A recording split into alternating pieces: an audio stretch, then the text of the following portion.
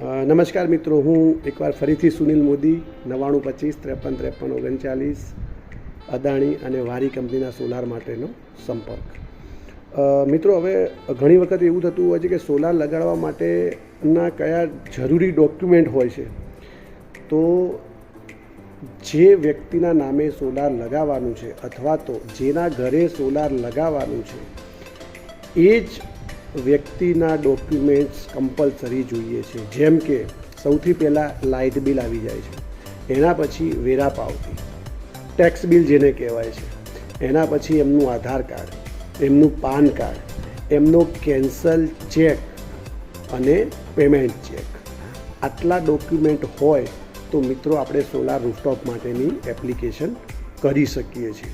હવે ઘણી વખત એવું થતું હોય છે મિત્રો કે વેરા પાવતીમાં અને લાઇટ બિલની અંદર નામમાં ફરક હોય છે.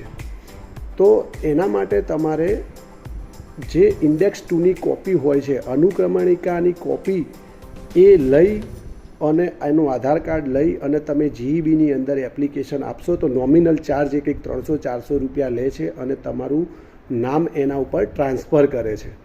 તો એ 4-5 દિવસની અંદર અથવા તો 10-15 દિવસની અંદર તમારું એ નામ બદલવાની જે પ્રોસેસ છે એ પૂરી થઈ જતી હોય છે અને પછી તમે સંપૂર્ણ રીતે સોલાર માટે એપ્લિકેશન કરી શકો છો મિત્રો. તો ઘણી વખતે તમને આ પ્રોબ્લેમ હોય છે, જેનું મેં તમને આ સોલ્યુશન આપી દીધું છે, પરંતુ જેના નામનું ઘર છે એના જ નામના તમામ ડોક્યુમેન્ટની જરૂરિયાત પડતી હોય છે સોલાર લગાવવા માટે.